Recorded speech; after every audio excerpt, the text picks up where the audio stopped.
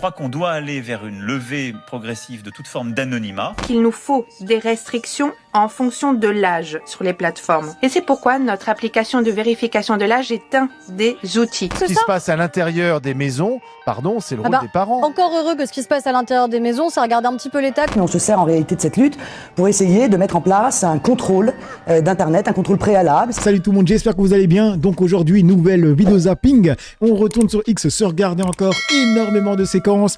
Comme d'habitude, on ne perd pas de temps. Petit like pour la force, petit commentaire pour le référencement.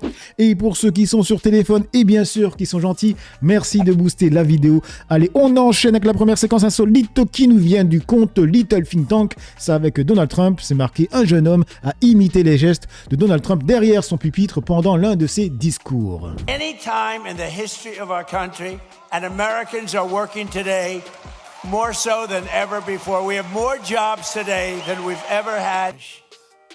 This is with this skirmish we have with the Islamic Republic of Iran, and I call it that because let me tell you, they're getting hit so hard, and they want to make a deal.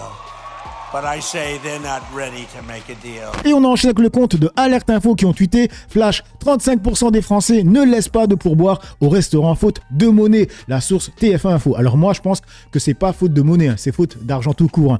Vu comment on se fait allumer au restaurant, c'est clairement un luxe d'aller au restaurant. Déjà le prix des fast-food, c'est une dinguerie. Le prix des fast-food, c'est une dinguerie. Alors dans les commentaires, ça nous dit quoi? Non, les jeunes galèrent, c'est pas la même chose. Les gens galèrent, c'est pas la même chose. Peu de personnes savent qu'on peut donner un pourboire avec la carte bleue. J'ai pas envie. Vu le tarif, j'ai pas envie de donner de pourboire. Du coup, on enchaîne avec bref de presse. C'est marqué info: le t-shirt Made in France que les groupies de Bardella s'arrachent sont fabriqués en réalité au Bangladesh. Achetés par lot de 600 à moins de 3 € l'unité, ils sont revendus 49,99 € par deux étudiants du Nord. Pas très patriote tout ça, ironise le canard. Donc c'est marqué: j'ai fait un cauchemar, j'étais de gauche. Dans les commentaires, on répond: l'hôpital qui se fout de la charité. Attendez, la vidéo bug. Donc c'est marqué un maillot Mélenchon 27 fabriqué en Pologne. Mais en fait, la différence entre LFI et les personnes qui vendent ce t-shirt, c'est que LFI n'a jamais dit qu'il était fabriqué en France, que c'était made in France. Là est la différence. Et le mensonge. Et deux étudiants qui font du business sans citer le RN. Où est le problème? Par contre, quand LFI vend et promeut des t-shirts à son nom fabriqués hors de France et en prenant une belle marge, oui, là, c'est critiquable. En fait, les mecs ne comprennent toujours pas le truc. C'est que les mecs ont menti. C'est pas fabriqué en France. C'est ça le problème. C'est le mensonge. C'est une folie. Quand je dis que les gens de droite ont un QI à 2 chiffres, regardez-le avec son sourire qui a coûté plus de 130 000 € aux Français. Et du coup, il y a le compte Esteban qui réagit à la polémique en tweetant pour débunker le fait que les t-shirts « J'ai fait un cauchemar, j'étais de gauche » que le RN promeut sont fabriqués au Bangladesh. Un électeur montre qu'en fait, ils sont aussi sur Temu et toquent les gauches. Mort de rire, c'est donc ça le QI des électeurs du RN. Sérieusement, c'est comme ça qu'ils défendent. C'est en montrant qu'on les vend aussi sur Temu. Waouh. Du coup, on enchaîne avec Marcel. C'est marqué: LFI dépose un recours au Conseil constitutionnel contre le retour de la loi du plomb. Marine Le Pen, Gabriel Attal, Édouard Philippe, ensemble, ont préféré écouter les lobbies de l'agro-business plutôt que l'ordre des médecins. Et ils s'assoient évidemment sur une pétition de 2,2 millions de signataires. Je dois dire que, et je suis convaincue que les Français s'en souviendront, et sachez que la France insoumise, nous serons leur rappeler tout au long de cette campagne présidentielle. Les Français leur rappelleront. La ministre de l'Agriculture s'est exprimée ce matin, et je veux dire qu'elle ment, éhontément. Son mensonge est grave. Elle dit ce matin, je cite, que le texte ne réintroduit pas l'acétamipride. C'est faux. Il suffit de lire le texte. L'acétamipride et le flupyradifurone pourront bien être réautorisés par le gouvernement, par une dérogation de 1 à 3 ans pour les semences de betteraves, pour les pommes et les cerises en ce qui concerne le flupyradifurone, pour les noisettes en ce qui concerne l'acétamipride, sur une surface équivalente à un département français, puisqu'on est autour des 500 000 hectares au total. Et on passe sur Mathilde Panot qui répond au compte de BFM en disant: une belle équipe de voleurs et désormais d'empoisonneurs, parce qu'il y a Jean-Philippe Tanguy qui a dit la gauchement sur la dangerosité de tous les pesticides. Voilà, vous dites que ces études scientifiques se basent, parce que, encore une fois, elles ne sont pas toutes reconnues comme avérées, mais il y a quand même des signaux qui... Madame, vous dites quoi? Que la gauche ment délibérément? Bien sûr qu'ils mentent délibérément. Ils ont voulu faire peur pendant des décennies sur le nucléaire. On est passé à côté de la catastrophe. Ils mentent sur la dangerosité de tous les pesticides. Cette séquence, on va lui ressortir. ça va être une archive. Quand il va y avoir une affaire de personnes empoisonnées, cette séquence-là, on va lui ressortir. Ça, c'est clair, net et précis. Ils mentent sur la dangerosité de tous les pesticides, ils mentent sur la dangerosité d'un certain nombre de politiques, ils mentent sans cesse pour faire des voix sur la peur. Et c'est vrai que comme la population française, et moi y compris, sont désormais urbaines, coupées de certaines... Il est clairement en train de dire que tous les pesticides ne sont pas si dangereux que ça. C'est ça que je comprends. Rurale, il y a une incompréhension parfois entre ceux qui vivent en ville et ceux qui vivent dans la ruralité. Ça réjouit le premier syndicat agricole. Finalement, est-ce que tous les syndicats, la coordination, à part peut-être un syndicat extrêmement... Mais vous répondez quoi à ceux qui disent finalement vous vous êtes couché face au lobby et face au syndicat agricole? J'ai rencontré aucun lobby pour les pesticides. Et je ne le sais pas. Vous devez les croiser certaines. Vous d'autres en tout cas, ils sont très présents dans les couloirs du Palais Bourbon. Non, ils ne sont pas spécialement présents. Ils ont un peu abandonné la bataille de la France. Vous savez, Madame Chantrey, parce que tous nos compétiteurs internationaux, en particulier en Europe, avec les autorités sanitaires reconnus en France, autorisent l'utilisation de ces deux usages pour... Mais bon, je pense que quand il y aura une histoire d'empoisonnement, ils vont dire « Ouais, mais il y avait déjà des produits d'ailleurs qui venaient, tu vois. » Ils vont se cacher comme ça. Et on enchaîne avec le compte de Alerte Info qui a tweeté « La pétition contre la proposition de loi visant à reconnaître une présomption de légitime défense pour les forces de l'ordre dénoncée comme un permis de tuer a été classée par l'Assemblée nationale. La pétition avait été signée par plus de 700 000 personnes sur le site du Parlement. C'est une folie. Ils en ont rien à foutre, clairement. » Et du coup, dans les commentaires, pourquoi avoir fait un vote à minuit? Peut-être qu'un jour, les gens comprendront que la démocratie est un scam. Nous n'avons pas trop de choix, donc il faut refaire un 1789 et ressortir la guillotine. J'observe la démocratie en France, c'est fascinant. Et il y a l'avocat Saïdi Ba qui dit 732 000 signatures, 35 députés pour les classer.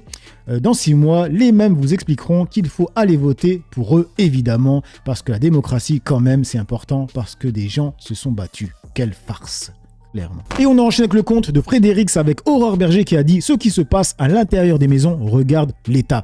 C'est la définition chimiquement pure du totalitarisme. En fait, c'est notre rôle de protéger les enfants. C'est notre rôle de protéger les enfants. Et protéger les enfants, c'est quoi? Moi, je le vois sur tous les sujets du ministère. Sur la haine antisémite, raciste, LGBT, sur les violences entre les femmes et les hommes. Les réseaux sociaux contaminent les esprits de nos enfants et de nos adolescents. Ils les contaminent, ils les instrumentalisent, ils les enferment. Et on voit pas bien pourquoi ça dépend de l'usage qu'on en fait. Devrait décider à la place des parents que les enfants n'ont pas accès. Ça dépend de l'usage qu'on en fait. Mais c'est la même chose. C'est notre job. On nous parle en permanence du régalien.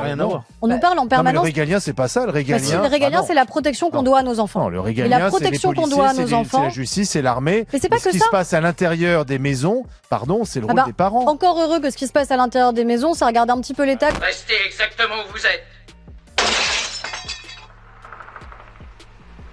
Maintenant, ils peuvent nous voir. Maintenant, nous pouvons vous voir. Alors, dans les commentaires, ça nous dit quoi? Il y a Philippe qui nous dit « Est-ce que quelqu'un peut me dire ce qui a contaminé Aurore Berger? La connerie, la terreur, le progressisme, la drogue, l'arrogance, la prétention, la soumission ?» On lui répond « Le goût du pouvoir et le fric ».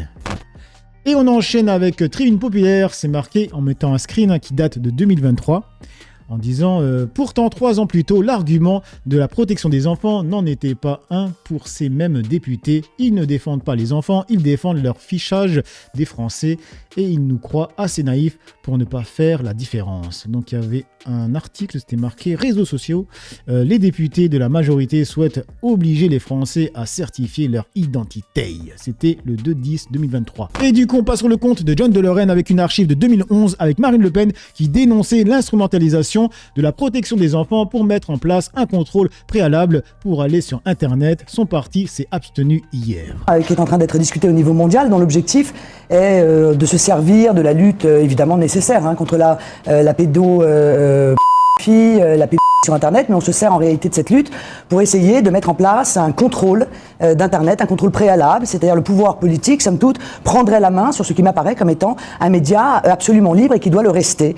Et du coup, on enchaîne avec le compte de Florent Philippot qui a dit « Bon, hier à l'Assemblée nationale, pour le vote crucial sur le pass numérique, 105 députés RN, censés être le premier parti d'opposition à la Macronie, étaient absents, 86% d'absentéisme, et parmi les rares présents, 14 sur 16, se sont courageusement abstenus. Ce parti ne prépare manifestement pas 2027 sérieusement. Tout ça, c'est du spectacle, du pur spectacle. Les fausses oppositions font autant partie du problème que l'Euro-Macronie au pouvoir.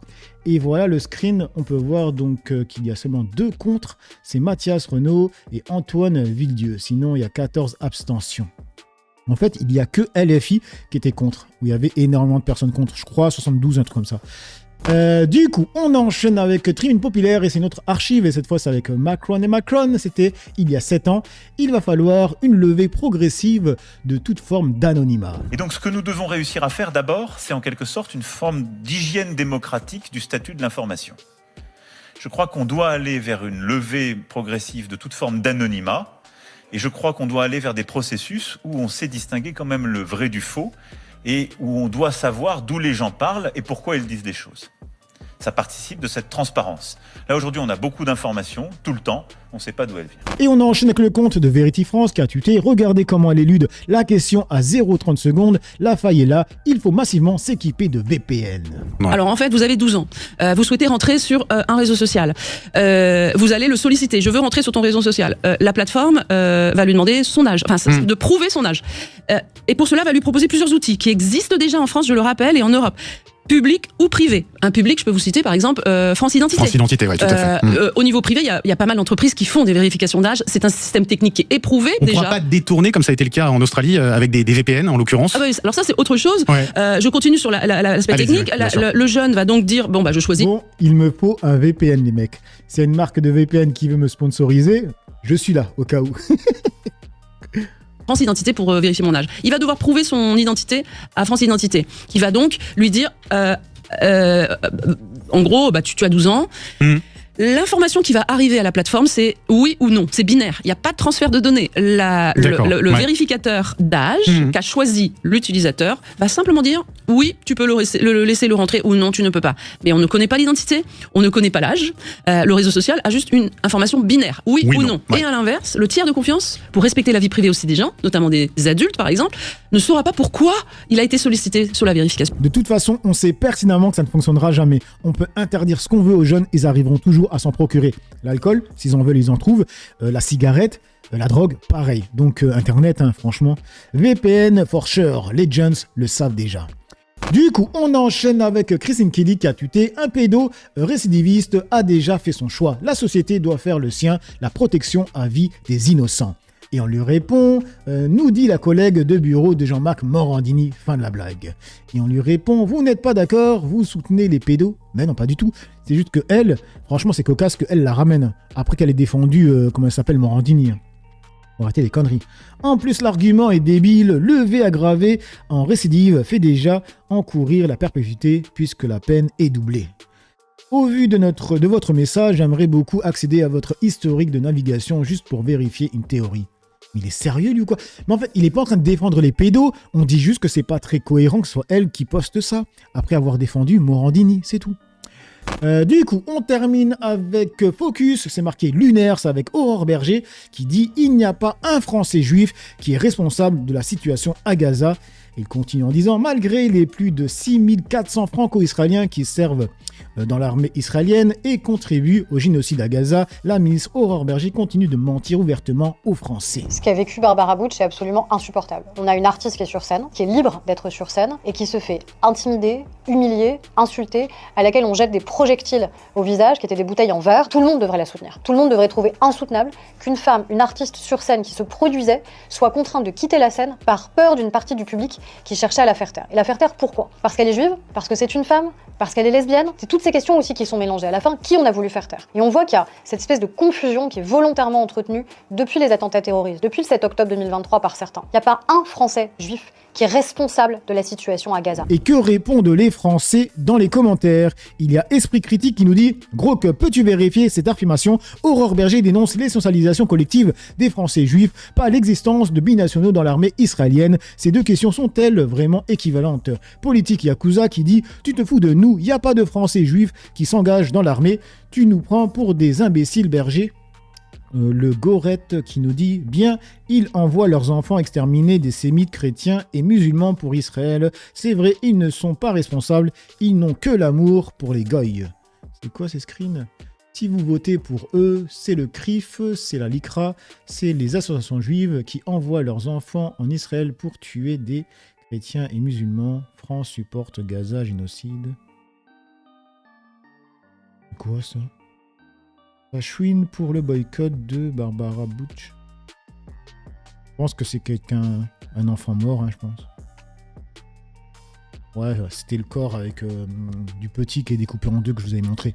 Bref, donc voilà les amis pour cette petite vidéo zapping réaction. Dites-moi ce que vous en pensez dans l'espace commentaire, dans la joie et la bonne humeur, sans insultes comme d'habitude. N'oubliez pas le petit like pour la force, petit commentaire pour le référencement. Moi j'ai assez parlé pour le peu que j'ai parlé, à vous d'écrire. Ciao tout le monde.